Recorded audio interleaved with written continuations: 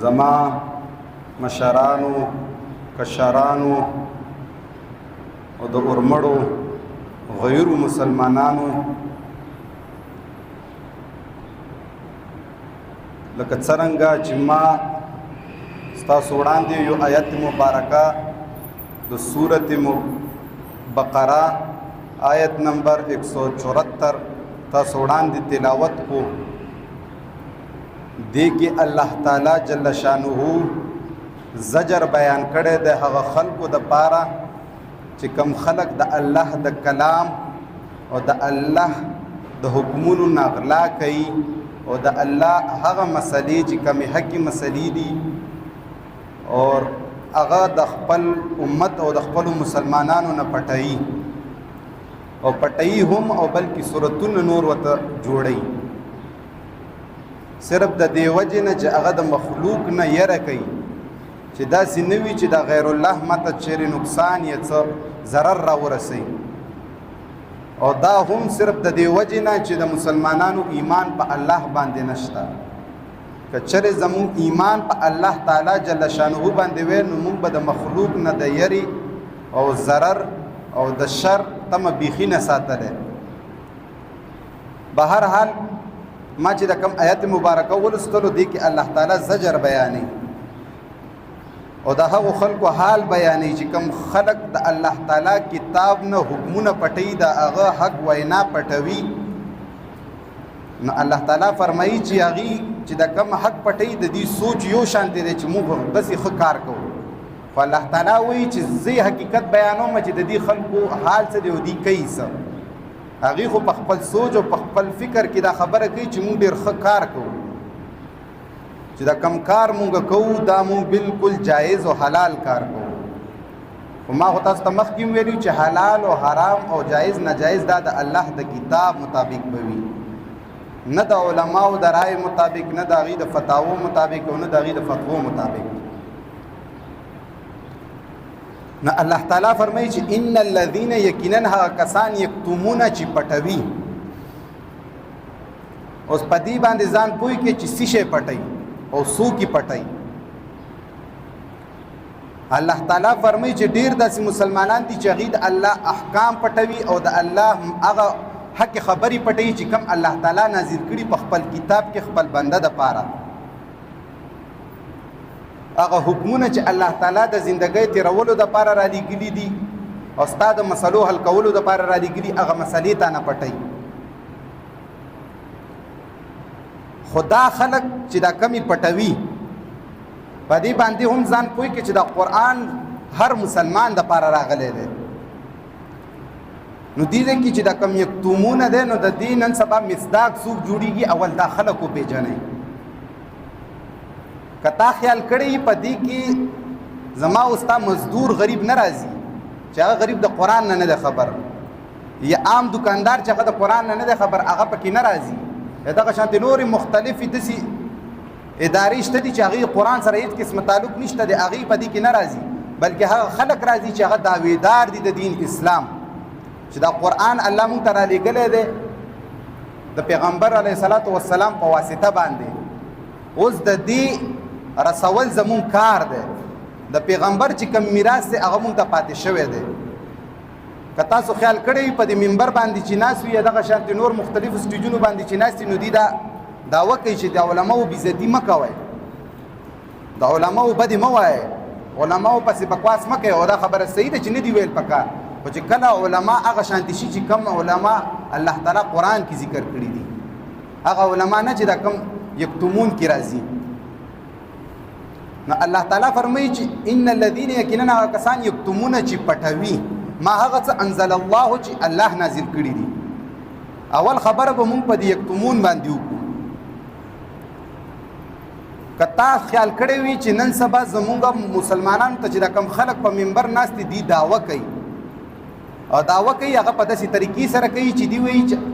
مونږ خو چې پیغمبر د مونږ چې کم دعوت چلو د کومه طریقه بیانو د کومه طریقه ښیو او د کوم څه چې وایو دا مونږ د ځان نه وایو بلکې دا د دې وجې نه و چې دا مونږ ته الله تعالی نه پیغمبر علیه صلات وسلام پریښي دي هغه دعوت دی علماء دا ده او د دې خلکو دا ده چې هغه وایي العلماء ورثه الانبیاء.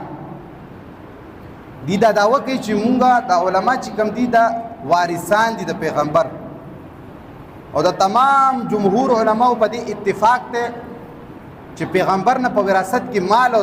څه شی نه پاتې کیږي، که هغې نه پاتې کیږي نو صرف علم او دین پاتې کیږي، د الله قانون پاتې کیږي. خو افسوس په دې خبره باندې چې دی دا نیم روایت ته ګوري او نیم روایت زما او ستا مخې ته وایي، خو زما او ستا امي کچره دا د قرآن نه خبره او د الله جل شانه احکام نه خبره یا د پیغمبر هغه روایت چې کوم د قرآن سره ټکراو نه خوري هغې نه خبر وې، امنګړتو نه ویم چې کوم قرآن سره ټکراو نه خوري څه مناسبت وي هغې نه خبره، نو دا خلک به نه ګمراه کولی. نو نن سبا د منبر خاوند چې کله کینی نو هغه ته وایي چې العلماء ورثة الانبیاء، علما چې کوم دي دا وارثان دي د انبیاو، چې دا کم دعوت چلو د کمې طریقې ښیو د کم هر څه چې کوو که ناروا دي که جایز دي، دی دعوه دا ده چې دا مونږ ځکه کوو د پیغمبر ښودلي دي. حالانکې دا روایت دی نیم وایي، روایت پوره داسې دی چې ان الانبیاء لم یورثوا دینارا ولا درهما انما ورثوا العلم فمن اخذ بحظ وافر. دا روایت کې مونږ سره دی کذابیت کوي، تضاد کوي.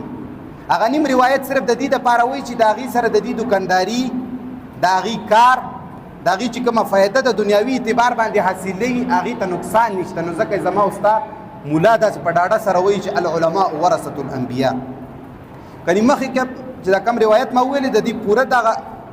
لاندې پورې روایت دا دی چې انبیا نه پرېږدي او انبیاو نه وي هیڅ قسمه میراث مګر چې شی وي نه چې کم دی دینار وي نه چې کم دی درهم وي بلکې هغې چې شی وراثت کې پرېښي وي. انما ورثوا العلم فمن اخذه، یقینا پیغمبرانو په وراثت کې پرېښی دی علم، او علم هغه علم نه چې کم ته ما او تا علم وایو بلکې علم هغه چې پیغمبر علیه الصلاة والسلام ورته ویلي دي. او په دې باندې انشاءالله زه مخته خبره کوم. نو علم الله تعالی مونږ ته خپل کتاب را لېږلی دی، خپل قانون یې را لېږلی دی. په کار ده چې ما او تا ته عالم دا دعوه کوي چې العلماء ورثة الانبیاء، نو مخکې ته چې دا روایت کې کم څه راځي چې الله وایي چې نه پیغمبر علیه الصلاة والسلام وایي چې دا الله قانون چې کم دی کم قاعده او کتاب چې ما را کړی دا هغه میراث دی او دا رسول دي ما ته. خو نن سبا زما او ستا مولا یا شیخ یا ملک دغه شانتې دا نور مختلفې چې کوم ځان له عهدې جوړې کړي دي په دین کې دی چې کوم ایجاد کړی دی چې دا دعوه کوي چې وایي چې موږ د علماو نه د پیغمبر وارثان یو. نو دې ته په کار ده چې الله تعالی د پیغمبر اسلام چې څنګه فرمایلي دي چې علم ما ته وراثت پاتې شوی دی، نو په کار ده چې دې علم رسولی. خو نن سبا ته د عالم سړي ته کښېنه د جمعې په ورځ یا عام طور باندې بیانونه د ده ته وګوره دا چې تا ته کله هم کینی په سټیج باندې او زموږ پلانکې بزرګ داسې و هغه بیا داسې وکړلو، زموږ پلانکې شیخ چې و که نه هغه به د شپې داسې تهجد کول، زموږ پلانکې شیخ چې و که نه هغه به داسې کول. داسې بېځایه تعریفونه به کوي چې کم بېځایه نه د ځای والا تعریفونه به هم د مخلوق نه کوي. دا منبر چې تا ته عامي جوړ کړی، دا جومات چې تا ته عامي جوړ کړی دی یا دغه شانتې د تا ته نور وسایل چې عامي جوړ کړي د دې دپاره تا ته نه دي جوړ کړي چې ته کښېنې او د مخلوق تعریفونه ورته شروع کړي، بلکې ده تا ته دې دپاره جوړ کړی دی چې دې ته ما ته دین وښایي او قرآن وښایي. مګر افسوس نن سبا علماو باندې چې دی کله په منبر کښېني دي هغه څه وایي چې کم څه کې دي ته خیر وي. ارمان دی چې دا هر څه ویلی چې دا کم کې دي ته خیر دی، خو چې قرآن نه خو که نه دا د قرآن هم نه وایي بلکې د خپلو اکابرو کتابونه واقعي به درته بیانوي چې بیا داسې وشول او بیا داسې وشول او بیا داسې وشول، مختلف قسمه منګړتې واقعي دي چې بیا تاسو ته بیانوي. به هر حال ما خبره کوله چې دا کم سبا چې نن سبا کم علما دعوی کوي چې پیغمبر مونږ ته وراثت کې علم پرېښی، نو چې علم یې پرېښی خو د الله کلام ورسوه. که پیغمبر تا ته پرېښی دی خو تا ته قرآن پرېښی دی، کم پیغمبر تا ته را رسولی دی خو تا ته دغه قانون را رسولی دا الله آیین تا ته رسولی، نو تاله پکار دی چې ته د آیین ورسې. اوس به مونږ تپوس وکړو د پیغمبر نه چې ای پیغمبر صحیح ده تا خو عوامو ته یا علماو ته چې کوم د وراثت پرېښوستلو علم د وراثت کې ورته پرېښوستلو، خو ای پیغمبره دا وراثت کې دي ته کول څه پکار دي او تا څه کول؟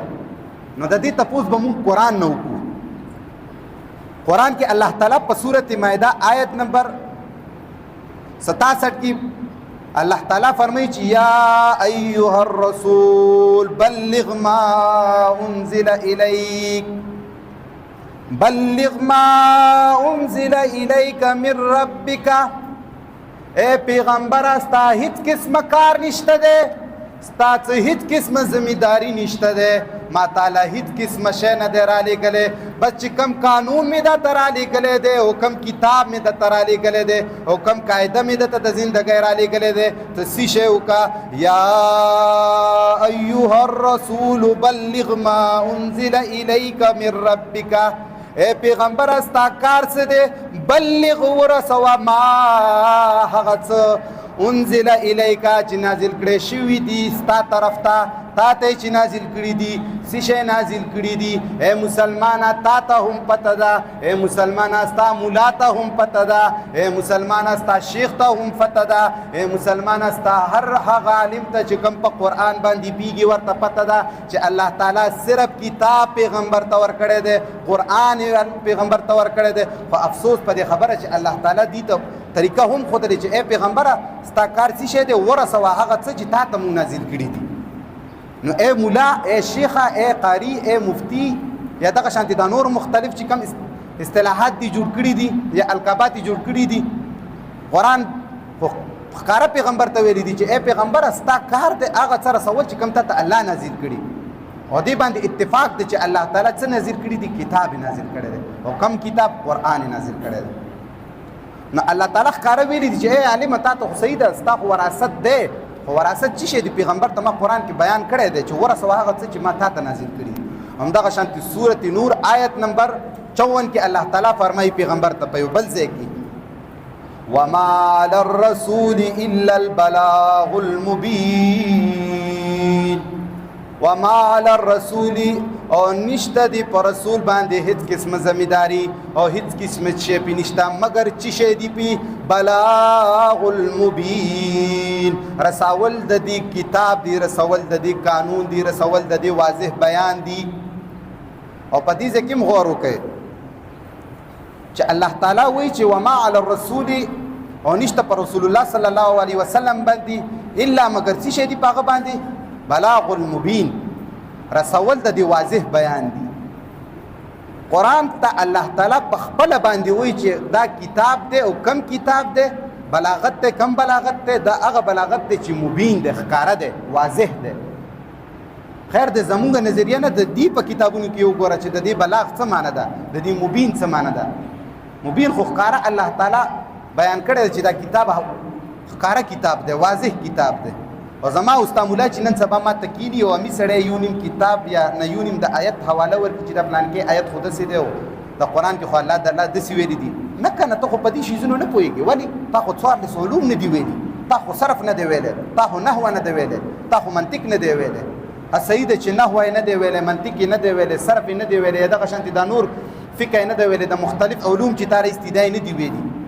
خو ستا دا سوچ ته چې دا د دې علومو نه علاوه ویلی نشي نو دلته کې الله تعالی ورته بلاغ المبین ولې ویلی دی واضح بیان ورته ولې ویلی دی چې یو شي دپاره د زده کولو دپاره د کتاب د قانون د زده کولو دپاره د 14 علومو ضرورت شته بغیر د 14 علومو نه کېږي ته ډېر ښه پوهېږي ځکه چې الله تعالی خو ښکاره ویل چې دا مبین دی ښکاره کتاب دی نو چې 14 علوم چې حاصل کې هغې نه بعد ته د کتاب باندې پوهېږي نو بیا د الله تعالی دې کې مبین ولې ویلی دی هذا صراط مستقیم ولې ویلی دی افسوس په دې خبره باندې چې علماو ناس د پیغمبر وراثت ته دي بیانې د پیغمبر وراثت خو په هغه طریقې نه بیانې چې په کومه طریقه پیغمبر پرېښی دی بهرحال خبره دا نه وه خو ما صرف د مبین باندې خبره وکړه الله تعالی په بل صورت مائده آیت نمبر 99 کې فرمایي ما علی الرسول الا البلاغ دا الله تعالی قرآن کې پیغمبر مصطفی صلی الله علیه وسلم ته په یو بل ځای کې فرمایي ما علی الرسول الا البلاغ ما علی الرسول هیڅ قسم ذمہداری نشته ده هیڅ قسم کار د پیغمبر نشته ده مگر څه کار ده الا البلاغ چې هغه ورسوي دا قرآن خلق په دې قرآن پوهه کی بیان کی دا قرآن خلقو ته نو دې ځکه خو بیا الله تعالی په سورۃ مائده آیت نمبر 99 کې خطاب کوي چې پیغمبره ته ورسوه دا کتاب. نو اے مولا چې ته ځان ته وایې چې زه وارث د پیغمبر یم، دا آیتونه تا نه دي د قرآن کې؟ دا تا چې کومه کارنامه جوړ شروع کړې ده چې د کوم کتابونو حوالې ته ورکې، چې د کوم مخلوق کتابونه تا راغستي په دې باندې ته د غټې غټې مسلې حل کې چېرته خو اختلافات پیدا کې. حل کول والا خو یو کتاب الله تعالی ښکاره رالیږلی چې دا کتاب دی چې په دې ته فیصله وکړي هغه به حل شي. د دې نه علاوه چې ته کومه فیصله کې کوم کتاب باندې کې دا غیر الله کتاب دی، د غیر الله په کتاب باندې چا فیصلې نه دي کړي. غیر الله په کتاب باندې چې کوم دی چا اختلافات نه دي ختم کړي. که ته اختلافات ختمې، که ته دروغ راولې، که ته اتفاق راولې، نو ته به دې کتاب ته خلک راغواړې، ته به دا خلکو ته دا کتاب ښې. کني ته ما ته ووایه چې دا کوم 4-5 قسمه مذهبونه زموږ جوړ دي، یو وایي چې داسې به کې، بل وایي چې منځه کې به داسې کې، مختلفې مسلې دي چې دي دا اختلافات جوړ کړي. دا قرآن کې شته دا اختلافات؟ دا په دې وجه باندې نشته چې قرآن دا کتاب را لېږلی د دې دپاره چې اختلافات ختم کړي. او زما او ستا چې دا اختلاف دی دا صرف د دې وجې نه چې غیر الله کتاب ته مونږ ناست یو. ته کښېنه د الله کتاب ته چې دا ستا اختلافات ختمیږي او که نه. افسوس په دې خبره چې په قرآن ځان نه پوهېږي او قرآن محتاج د مخلوق د کتابونو ګرځولی د دې د وجې نه دي خوار او ذلیل دي او اختلافات دي. بهر حال الله تعالی په سورة مائده آیت نمبر 92 کې وایي، بل ځای کې بیان کوي علی رسولنا البلاغ المبین، پر رسول باندې چې شی دی رسالت ته رسول دی، د چې شی رسول دی د دې کتاب مبین. دا بار بار چې زه د حوالې در کوم دا د دې وجې نه در کوم چې دا داسې نه ده چې قرآن نه دی ویلي زه یې وایم. دا قرآن بار بار باقاعده دې ته نشاندهي کړې ده چې ای عالمه، ای دعویدار، صحیح ده ته دعوه وکړه، ستا په دعوې باندې زما هېڅ قسمه اعتراض نشته، خو قرآن خو وراثت د پیغمبر داسې ښودلی چې هغه ویلي دي بار بار الله پیغمبر ته دا خطاب کړی چې ای پیغمبر ته ورسوه دا کتاب. بعضې ځینو کې ورته مبین ویلی، بعضې ځینو کې نور صفتونه ورته الله ښودلي دي، بیان کړي دي. نو افسوس په دې خبره باندې چې پیغمبر قاعده دی دعویدارو ته الله تعالی طریقه هم ښودلې چې پیغمبر ته بار بار وایي چې ای پیغمبر ته ورسوه دا دي. خو نن افسوس زموږ په مولا باندې، زموږ په شیخ باندې، شیخ الحدیث باندې، چې هغه کله کینی نو هغه موږ ته د خپلو اکابرو فلسفي شروع کړي، چې هغه موږ ته کله په منبر کینی هغه موږ ته کیسې د رحمان بابا کیسې شروع کړي. بعضو پکې کیسې نه شعرونه زده کړي دي، بیا شعرونه پکې شروع کړي. او هغه هم د مخلوق داسې شعرونه دي پکې چې توبې به وباسي، شرکي الفاظ دي پکې، عقیده پکې باقاعده د کفر پرته وي. نو الله تعالی ما خبره په دې یکتمون باندې وکړه چې دی پټوي. نو وراثت خو الله تعالی دې ته پرېښی دی، صحیح د پیغمبر دې ته وراثت پرېښی دی، علم یې پرېښی دی، خو طریقه ده ته ما وښودله چې قرآن خپله بیان کړی دی چې ای مسلمانه تا ته یې پرېښی دی، خو ته به وراثت په څه طریقې باندې سنبالې، ته چې سنبالې نو دغه شان رسې به هغه څه چې پیغمبر علیه الصلاة والسلام ته الله تعالی په قرآن کې فرمایلي دي. اوس به راشو ما انزل الله باندې به خبره وکړو چې ما انزل الله کې الله تعالی څه وایي، څه شی نازل کړي دي. آیا بخاري نازل کړی دی؟ تاسو نه تپوس کوم. مسلم نازل کړی دی، ابو داود نازل کړی دی، ترمذی نازل کړی دی، چې دا کوم علوم دي جوړ کړي، صرف نحو نازل کړي دي، کتاب نازل کړی کنه. او کوم قرآن نه کتاب نازل کړی دی؟ قرآن نازل کړی دی. نو چې قرآن نازل کړی نو افسوس زما او ستا په هغه سړي چې په منبر ناست دی هغه د مخلوق خبرې کوي، هغه دعوه د دې کوي چې زه د پیغمبر وارث یم او باوجود د دې چې کوم د مخلوق د کتاب مشن چلی. ظالمه تا ته خو الله تعالی داسې قانون داسې کتاب درکړی دی که په دې د عمل وکړلو چې دا کم مخالفین تا باندې نن ظلم کوي، چې د تا بې ځای ځای کې وینې تویوي، په تا باندې جبر کوي، تا له خپل چې کوم مدنیات ستا په ملک کې دي، ستا په وطن کې دي، تا له نه درکوي. دا په دې وجه نه درکوي چې تا په قرآن عمل نه دی کړی. کله چې تا په دې قرآن وکړو د دې سړي به دومره جرأت نشي چې دا تا له مخې ته راشي. ولې چې تا له به قانون جوړ کړی الله تعالی چې واعتصموا بحبل الله جميعا ولا تفرقوا. تاسو په دې قرآن باندې منګولې ټینګېږي او په دې قرآن چې تاسو منګولې ټینګېږي فرقو کې بڼاو کېږي. او چې کله تاسو متحد وئ نو چې کله په یو مسلمان باندې څه قسمه شر راغلو یا څه قسمه وبا پې راغله د مخالف د سیډه، نو چې کله مونږ او تا په اتفاق باندې ونو د دې سړي مقابله به کوو، هغه په دې نه مېرېږي چې دا مسلمانان خو ټول متفق دي. دا خو که زه دې سړي سره ظلم وکړم دا ما پسې دا ټول روزي. افسوس په دې خبره باندې که نه اهل حدیث سره ظلم کېږي نو پنجپیری بریلی یا دا نورې کومې مکمي دي دا ورنه ځان برات کوي چې مطلب دا زموږ سړی نه دی. که پنجپیري سره کېږي نو هغه وایي چې دا اهل حدیث وایي چې دا زموږ سړی نه دی. که بریلي سره کېږي دا نور وایي چې دا زموږ سړی نه دی. او که قرآن باندې تاسو یو ځای ته راجمع شوئ او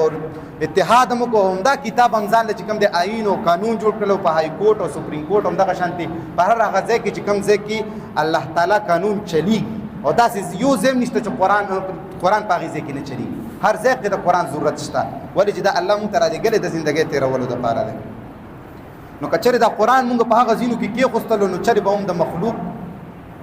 کم ظلم او کم جبر د دین به مونږ نه یریږو ولې هغه به مونږ نه یریږي چې دا خلک په قران باندې مین خلک دي د الله باندې مین خلک دي او الله دې ته اعلان کړي چې کله په یو سړي ظلم کیږي نو تاسو ټول به د هغې مخنیوی کوئ فرمان چې په دې قران باندې خو د چا ایمان وی کنه زموږ د مولا پې نشته نظامي به نه به موږ څه ګیله وکړو نو الله تعالی فرمایي ما انزل الله من الكتاب ويشترون به ثمنا قليلا اے مسلمانا پټوي هغه خلق قرآن کې الله تعالی خطاب کوي چې پټوي هغه خلق سشه پټوي ما هغه څه پټوي انزل الله چې الله نازل کړی دي من الكتاب د کتابنا ويشترون حاصلوي دا خلق په دې باندې به ثمنا قليلا به په دې باندې حاصلوي چې څه حاصلوي ثمنا قليلا قیمت لک په حاصلوي د دنیا لکه غونډه فائدہ ګوري خو د قرآن حکم ته نه ګوري د الله حکم ته نه ګوري دا تفصیلی بحث ته په دې باندې رسته خبره کوم اول خبره په دې کې چې ما انزل الله کې الله تعالی چې شی نازل کړي په دې باندې اول ځان پوهیږي قرآن خو بار بار وایي چې ته کله په ما باندې فیصله کې او په ما باندې یو مسله پیش کړي نو هغه به زه حل کما خو چې کله ته په ما نه پیش کې په ما انزل الله نه ته زده کړه نه کې نو دا مخلوق به دې په مختلفو فرقو کې او مختلفو تنظیمونو کې مختلفو جماعتونو کې جدا جدا کی قرآن نه بدنا خبره کې هم دا روایت هم دا منګړت حدیث بدلوي هم دا منګړتي کیسې بدلوي نو دلته کې چې کم ما انزل الله نه بعد من الكتاب راغله د منل کې چې دا کم من ده په دې ځان پوي کې په دې ځای کې بعض مفسرین او محققین لګي چې دا د سینه چې ته یو مسله پټه کې او سل پټه نه کې ښکارای کې نو ته ګناګار بنئ دا من د دې د پاره د دې خاصیت دي چې په دې بنا باندې راوړې شوی دی کچری تای و مسله هم پټکا وړه غونډه مسله دې هم پټکړه نو ته د دې قرآن آیت په وعید کې راغلې ته د دې مصداق جوړيږي او تاسو سره به هغه څه کیږي چې ورستکم الله تعالی فرمایي چې ولهم عذاب الیم تا د پاره به عذاب او داسې عذاب وي چې بس دردناک به ډېر سخت عذاب وي او د جهنم عذاب منګړت واقعو به موریدلی خو قرآن خپل وی چې ولهم او دوی د پر عذاب عذاب علیم دردناک عذاب نو چې الله تعالی یو شی ته دردناک وي نو هغه دردناک وي بهر حال اوس دې ځکه چې من الكتاب کې دا من کم راغله د دې وضاحت خو ما ويشترون به ثمنا قليلا او دې په دې باندې قیمت اخلي او قیمت ډیر کم قیمت اخلي په دې ځان پوي کې چې دا کم قیمت اخستلو څه مطلب دی د دې مطلب دا دی لکه نن سبا زموږ تاسو معاشري کې که تاسو خیال کړی چې مونږه یوې حلالې روپۍ ته په سلو حرامو باندې برواله ورکو د دې وجه نه چې یوه حلاله د سلو حرامو نه ډېره زیاته ده نو دې ځای کې الله تعالی د کنایي په طور ویلي دي که ته هر څومره ډېر دولت تا ته پې میلاویږي پیسې تا ته پې میلاویږي جومات ته چاندي تا ته پې میلاویږي ستا خېټه پې ډکېږي ستا جب پې ډکېږي د دې هېڅ قسمه قیمت نشته تشه دي سمنن کلي ده دا یو ډېر معمولی مقدار باندې مال دولت ده او الله تعالی قرآن کې بار بار پیغمبران مختلف پیغمبران دي چې هغه اعلان کړی په قرآن کې او خپل قوم ته څه ویلي دي اولنې به زه د نوح علیه السلام متعلق یم چې نوح علیه السلام کله قرآن خپل کتاب یا خپل کم قانون ته خلق راغوښته او د الله وحدانیت او توحید ته خلق راغوښته نو خپل تقریبا نوح علیه السلام 950 سال چې کم دی دعوت چلولی او په دې دعوت کې په د قسمه قسم اختلافات او قسمه قسمه مسلې د تراغلي دنیا تکلیفونه به د تراغلي او باوجود د دې تکلیفونو ته به چرته هم نه ګوري چې پیغمبرانو په قرآن باندې څه معاوضه اغستې ده څه قسمه دنیا یې اغستې ده ولې چې هغې ته الله تعالی قرآن کې واضح اعلان کړي ولا تشترو بآیاتي ثمنا قلیلا او ما خلق په آیاتونو د الله باندې دنیا لګه ولې چې د دنیا لګه ده ځکه چې دا فانه کېدونکې ده تا ته که پاتې کېږي په هغې دنیا کې تا ته به عمل پاتې کېږي تا ته به هغه څه پاتې کېږي چې کوم عمل ته په قرآن او سنت باندې کړی دی بهر حال نو الله تعالی په قرآن سورت هود کی آیت نمبر 29 کی فرمائی نوح علیہ السلام خپل قوم ته اعلان کوي او څرنګه اعلان کوي مسلمانا هغه داسې اعلان کوي ویا قوم لا اسألكم علیه مالا ان اجری الا علی الله اے مسلمانا نوح علیہ السلام 950 سال دعوت چلی د توحید دعوت چلی الله قانون ته خلق را بلی هغه به قسم قسم تکلیفونه راغلي هغه به قسم قسم حالات راغلي وي او په یو روایت کې به ته ذکر نه کی په یو آیت کې به ته ونخه چې هغه په قران باندې څه قسمه دنیا فائدہ اغستی وي خپل قوم ته اعلان کوي چې یا قوم لا اسالکم علیه مالا اے قوم از تاسو نه هیڅ قسمه وخت نه کوم هیڅ قسمه بدله تاسو نه غواړم مگر چې شه د نه غواړم او چانه غواړم که زه بدله غواړم د الله نه به غواړم خو چې تا نه زه غواړم صرف دا غواړم چې د الله کتاب ته راتګ وکړه د الله په قانون باندې ځان پوه کا د الله چې کومه قاعده ده په هغې باندې عمل وکړه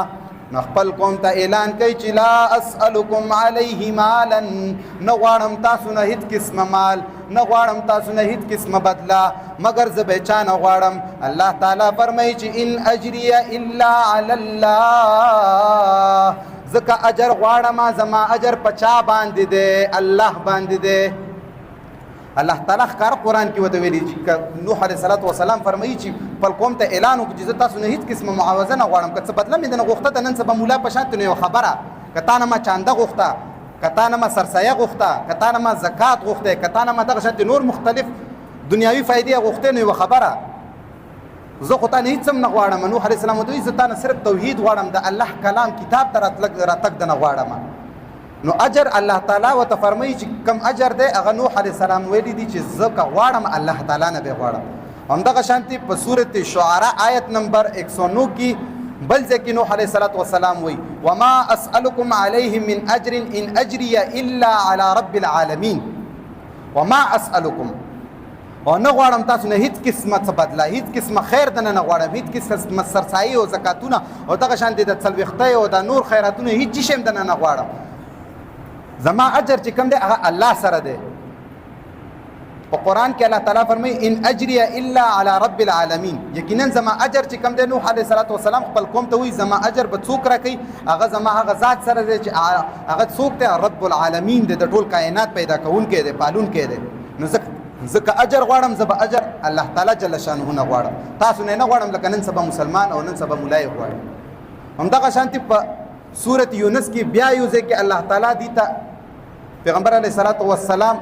قول الله پیش کړی دی چې هغه وایي نوح علیه السلام خپل قوم ته فما سألتکم من اجر ان اجریه الا علی الله زه تا نه هیڅ قسمه بدله نه غواړم خو غواړم الله تعالی نه غواړم کم رب نه غواړم چې کم د قانون را لېږلی دی ولې چې د قیامت د ورځې مالک څوک دی مالک یوم الدین د قیامت ورځې مالک الله تعالی دی د خیر ورکولو والا الله تعالی دی د مال ورکولو والا الله تعالی دی د دولت ورکولو والا الله تعالی دی د عزت ورکولو والا الله تعالی دی نو زه تا نه هیڅ قسمه یره نه لرم زه تا نه هیڅ قسمه فایده نه غواړم ځکه تا نه غواړم صرف د کتاب ته راتګ د نه غواړم دغه شانتې سورت شعراء آیت نمبر 127 کې هود علیه السلام چې کوم د خپل قوم ته خطاب کوي هغه هم وایي دا د حوالې چې در کوم دا په صرف په دې وجه در کوم چې تاسو کوي چې آیا د پیغمبر علیه السلام چې کوم وراثت پرېښی دی په دې باندې چې د کم خلک نن سبا دین او اسلام د علماو په شکل کې مفتیانو په شکل کې شیخانو په شکل کې خلکو ته بیاني او دا کم چې دي څه حاصلوي آیا دا حاصلول په قرآن سره څه تعلق ساتي آیا دین سره څه تعلق ساتي نو هود علیه السلام خپل قوم ته چې وما اسألکم علیه من اجر ان اجریه الا علی رب العالمین او زه تاسو نه هیڅ قسمه نفع نه غواړم هیڅ قسمه فایده دنه نه غواړم بلکې زما اجر په چا باندې دی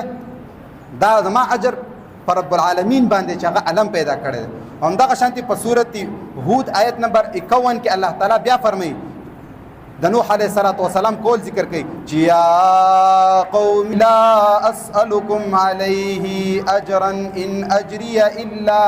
علی الذی فطرنی افلا تعقلون دلته کې الله تعالی فرمایي چې هود علیه السلام خپل قوم ته اعلان کوي چې هیڅ قسمه بدله تاسو نه غواړم هیڅ قسمه خیر تاسو نه غواړم مگر تاسو نه زه چې شی غواړم د کتاب ته راته غواړم د کتاب باندې د عمل کولو سوال درته کوم د کتاب ته راغوښتو دپاره تاسو له زه دعوت چلوم او اجر د چا نه غواړي اجر د الله نه غواړي علی الذي فطرني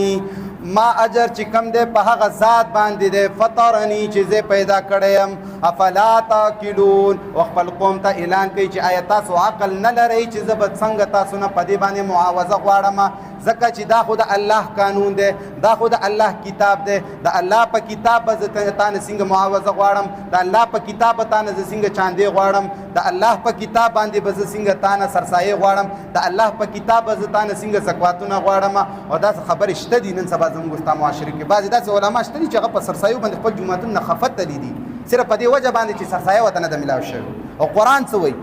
پیغمبران څه وایي پیغمبر خپل قوم ته بار بار دا اعلان کړي چې لا اسألکم علیه اجرا په تاسو باندې هیڅ قسمه اجر زه تاسو نه غواړم او نه مې تاسو نه چې کوم دی لالچ ته دی بلکې ما لالچ چې کوم دی زما وخت چې کومه ده هغه الله نه ده ما له به د دې اجر الله تعالی راکوي همدغه په صورت شعراء کی آیت نمبر 145 کی اللہ تعالی بیا فرمائی صالح علیہ السلام خپل قوم ته اعلان کړي ما اسألكم عليه من اجر ان اجري الا على رب العالمين اعلان کئی صالح علیہ السلام خپل قوم ته قوم ثمود ته اعلان کئی سورته وای ما اسألكم عليه من اجر ان اجري الا على رب العالمين هیڅ قسمه بدله دلان غواړم هیڅ قسمه دنیاوي لالچ مې دنه نشته او که زما څه قسمه لالچ دی وخت ده او اجر دی هغه به مال الله تعالی جل شانه راکوي نو دا حواله چې ما درکړي دا په صرف په دې بنیاد باندې درکړي چې دا کم خلک نن سبا داوی کوي ارمان دي چې کومه داوا کوي خو هغه داوا خو د قرآن مطابق خو صحیح وکنه چې کوم وراثت کې هغه وراثت خو تا په هغه طریقې کولې چې کومې طریقې باندې قرآن ذکر کړی نن سبا زما او ستا مولا تاسو نه زه تپوس کوم زما او ستا مولا چې مونږ ته قرآن بیانې هغه دا نه وایي چې ماله زکات راوړه هغه دا نه وایي چې ماله سرسایه راوړه هغه دا نه وایي چې ماله چې کوم دی دا دنیاوي کومه نفع ما ته راورسي صرف په دې وجه وایي چې هغه د قرآن خبر دی خو په دې لاندې د قرآن آیت مې درته وویلې یکتمونه پټوي دي که پټولی نه قرآن خو واضح پیغمبر ته ویلي چې صحیح د وراثت خو ستا علم دی خو ستا د وارثان به کوي څه شي ستا د وارثان به قرآن رسوي او په دې باندې به هېڅ قسمه اجر نه غواړي او دغه سانتي لوط علیه السلام خپل قوم ته په صورت شعراء آیت نمبر 164 کې اعلان کوي چې زه تاسو نه هېڅ قسمه اجر نه غواړم بلکې چې شی غواړم صرف د قرآن او د الله قانون او قاعدې ته تاسو راغواړم او دې دپاره دې راغواړم چې که په دې باندې تا عمل وکړو زندګي به دې ښکلي آخرت به دې ښکلي دنیا به دې ښکلي او دنیا خو موږ ته د روایاتو مطابق علماو چې شی جوړ کړی الدنیا سجن المؤمن و جنت الکافر نو قرآن کې چې د الله تعالی وایي چې تاسو په دې قرآن عمل وکړئ نو ستاسو به اقتدار شي ستاسو به قانون شي ستاسو به بادشاهي شي نو چې سړي ته الله تعالی وایي چې ته په دې کلام باندې عمل وکړه ستا به بادشاهي شي قانون شي نو چې سړي قانون شولو یو سړي حکم د الله مطابق چلیږي یو سړی چې کم د کم عبادت کوم امور دي هغه د قرآن مطابق کوي نو دې نه غټه لویه ازادي زموږ دپاره شته نو بیا ته څنګه وایې چې الدنیا سجن المؤمن و جنت الکافر افسوس په دې خبره باندې چې زموږ ستا علما وایي چې دا جیلخانه ده که دا جیلخانه وي نو بیا الله تعالی ولې وایي چې اقتدار قایم کا الله اکبر په صحیح معنو سره قایم کا قانون د الله قایم کا قانون چې الله قایم شي بیا خو چې کوم د څه قسمه تکلیف انسان ته نه نو چې څه قسمه تکلیف انسان ته نه نو بیا دا څنګه جیل شول او که ته نن دا جیل ورته وایې دا په دې وجه باندې ورته وایې چې تا ته پته ده که زه چېرې دین ورته ونه وایم چې دا جیل به وي روایت کې راغلی دی نو دا خلکو کې به د دین اسلام جذبه را پیدا شي او چې دې دین اسلام جذبه پکې راشي دا خلک به جهاد کوي د دې خلاف به جنګېږي خو تا خو انجکشنې دي لګولي دي خلک د جهاد نه دي موده کړي دي خلک د هر قسمه کوشش نه چې هغه د دې باطل نظام خلاف وکړي هغې نه دي منع کړي دي ولې چې تا ته پته ده که چېرې زمونږ دا خلک دې سایډ ته لاړو نو زمونږ دکانداري خرابېږي زمونږ مدرسې چې د کوم غټ غټ بلډینګونه ما جوړ کړي دي د کمپیوټرو ته مې پکې غټې غټې کمرې چې جوړې کړي دي دغه شانتې نورو مختلف کورسونه مې پکې جوړ کړي چې په دې کومه پیسه راځي په دې کومه چانده راځي په دې کومې سرسایي راځي دا هر څه به په مونږ بند شي ډېرې مدرسې دغه شانتې ډېرې نه ټولې مدرسې د عوامو په پیسو باندې چلیږي جوماتونه د عوامو په پیسو باندې چلیږي بجلی چې کومې جوماتونو کې چلیږي د عوامو په پیسو باندې چلیږي خو افسوس زما او ستا په هغه سړي باندې چې کم سړي دپاره ته دومره خواري کې هغه تا ته بیا هم قرآن نه ښایي هغه تا ته بیا هم د الله قانون نه ښایي هغه تا ته بیا هم هغه څه نه ښایي چې کوم الله تعالی جل شانه فرمایي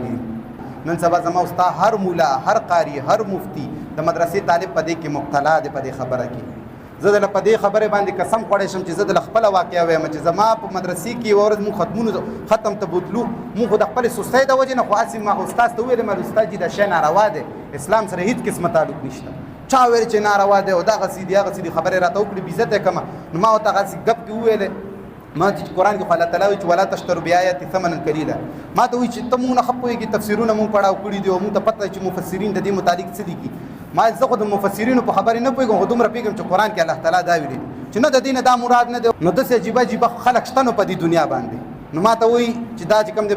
او بیا هغې نه تېره شو چې کله هغه استاد سره خو مې بحث مباحثه وکړه یو ټیمه پورې، ډېر بحث مې سره ونه کړي. نو طالبانو ما ته ویلې چې د پلانکې استاد چې خبر شولو، پلانکې شیخ چې خبر شولو، هغه څه ولې ونه ویلې چې ته یې وې. نو ما خو که ځان نه یوه خبره کړې وي، د خېټې نه مې یوه خبره کړې، نو بیا که تاسو په ما اعتراض وکړئ یوه خبره، ما خو چې دا کومه خبره وکړه دا خو ما د قرآن نه وکړه، په والله چې په هغه شي باندې زه بوز ورته راوستی وم. ولې چې زمونږ علماو مونږ ته قرآن نه دی ښودلی، مونږ ته د مفسرینو تفسیرونو بیان کړي دي، مونږ ته چې کوم دی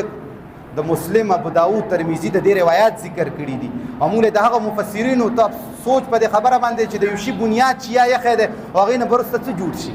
که ته هر څومره تفسیر او وضاحت یا د هغې چې کوم دی تحقیق وکړو چې شي بنیاد چې یا یخی نو د هغې کې به څه نور خیر روځي.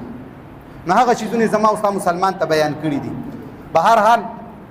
ویشترون به ثمنا قلیلا باندې ما خبره وکړه چې دی په مالونه اخلي، او مالونو خبره ما دله وکړه چې الله تعالی د دې وعید په قرآن کې ذکر کړی دی. پیغمبرانو باقاعده ویلي چې زموږ تاسو نه هېڅ قسمه دنیاوي خیر نه غواړو، بلکې تاسو نه غواړو چې تاسو د الله وحدانیت ومنئ، د الله قانون ومنئ.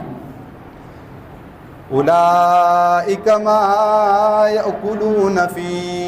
بطونهم، اولئک دغه خلق چې دا کومو خلکو ذکر وشولو، ما یأکلون دی اچوي په خپلو خېټو کې، دی خوري په خپلو خېټو کې څه اچوي. قرآن فرمایي فی بطونهم، خېټو ته اچوي، الا النار، دی خپلو خېټو ته اور اچوي، هېڅ قسمه خیر نه دی. دا پیسې خو چې کمې دي، دا چاندي چې کمې دي، دا سرسایي چې کمې دي، د خیراتونه زکاتونه چې کم دي، ای معلمه، ای مفتی، ای شیخه، دا هېڅ قسمه خیر نه دی. الله ورته ښکاره وایي چې الا النار، دا اور دی، اور خېټو ته اور اچوي. او الله تعالی مخکې څه وایي ولا یکلمهم الله یوم القیامت، الله تعالی به دې سره د قیامت په ورځ باندې خبرې نه کوي. سوچ وکړه چې سړي سره الله تعالی د قیامت په ورځ خبرې نه کوي، دغه حساب کتاب نه کوي، دغه به حل څنګه وي. قرآن خو بار بار ویلي چې اذا زلزلت الارض زلزالها واخرجت الارض اثقالها وقال الانسان ما لها، کله چې زلزله شي او هر هغه څه چې ځمکې نه روځي نو د انسان په وایي چې څه چلو شولو، اریان به پاتې چې د څه روان دي په دنیا کې. داسې حالت کې چې الله تا باندې رحم ونه کړي، سوچ کوه نو ستا به څه حل وي. نو الله تعالی فرمایي چې دې سره د قیامت په ورځ باندې الله خبرې نه کوي. ولا یزکیهم، او د دې به هېڅ قسمه نه صفت وشي او نه به چې کوم د دې لره پاک کړلی شي. ولهم، د دوی دپاره په آخرت کې څه شی دی؟ عذاب دی، علیم دردناک عذاب دی. او دا خلک چې دا کم خلک دغه شانتي کار کوي، د قرآن په مقابله کې د مخلوق کتابونه اخیستي دي، د الله تعالی کلام په مقابله کې د خپل د مشرانو واقعي مخې ته راوستي، د دې خلکو به حل سي. اولئک الذین اشتروا الضلالة بالهدى، اولئک الذین، دا هغه کسان دي اشتروا الضلالة چې دی اخیستې د ګمراهي په هدایت په مقابله کې، والعذاب بالمغفرة، او مغفرت په مقابله باندې عذاب اخیستی. فما